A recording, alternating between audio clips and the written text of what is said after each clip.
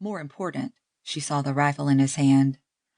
She reacted instinctively, raising the shotgun and firing before he had a chance to do the same. The kick of the gun slammed her back against the side of the house as she squeezed off the second shot.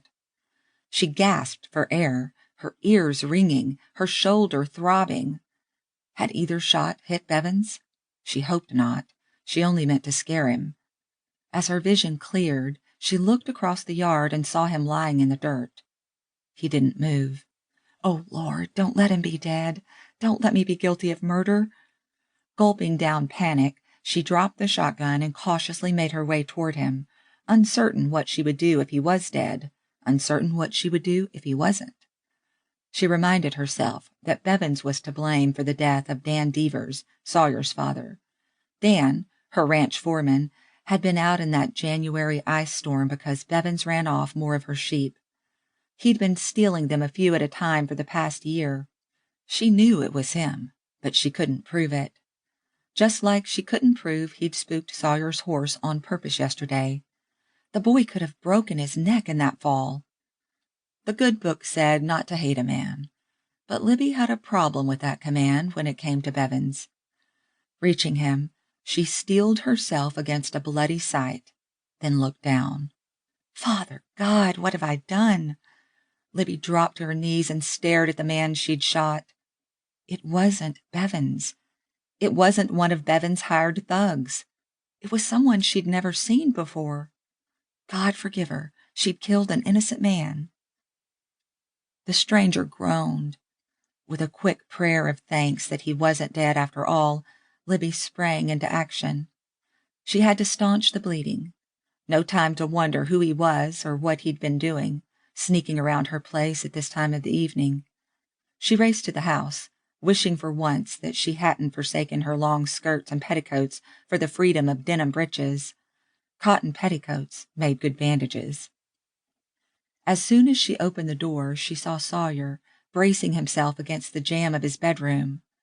"What happened, Libby? What's out there?" A heartbeat's hesitation, then she hurried forward. She couldn't stop and explain. "Go back to bed, Sawyer." "Libby, now!"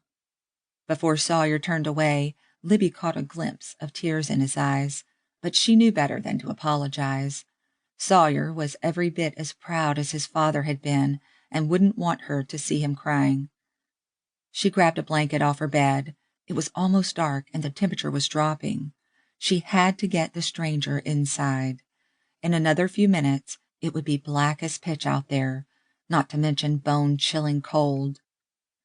Her heart pounding, Libby returned to the wounded man. She laid the blanket on the earth beside him, then paused to assess the situation.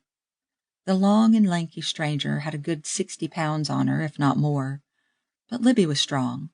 She wrestled enough obstinate sheep at the Blue Springs Ranch to make her so. She ought to be able to handle one helpless male. Bending over, ignoring the crimson stains on his pant leg and shirt, she rolled him onto the blanket. She grabbed hold of one end and began to drag the injured man across the yard, making slow but steady progress. Worry nagged the edges of her conscience. What would the sheriff do to her if the stranger died? Would anyone believe she'd fired in self-defense? What was the penalty for shooting someone in cold blood? Hanging? Prison? She shook off such thoughts. Only a fool or a thief, or both, would have done what this man did. No honest traveler would hide in the trees rather than ride into the yard and knock on her door. No, this was the stranger's own fault. She wished Alistair McGregor or Ronald Aberdeen were here to help her. They would know what to do, but they were with the sheep up in the hills north of the ranch. Just as well. As fond as she was of McGregor, Libby wasn't in the mood for a lecture from the crusty Scotsman. She dragged the unconscious man into Amanda's old bedroom. Once there, she turned up the lamp and set it on the floor where it could spill the most light onto the stranger's wounds. She felt her stomach turn. "Buck up, Libby. You've got no business getting squeamish at the first sight of blood." She'd seen worse than this. She might see worse yet before the year was out. Life in the Idaho high country was hard. It always had been.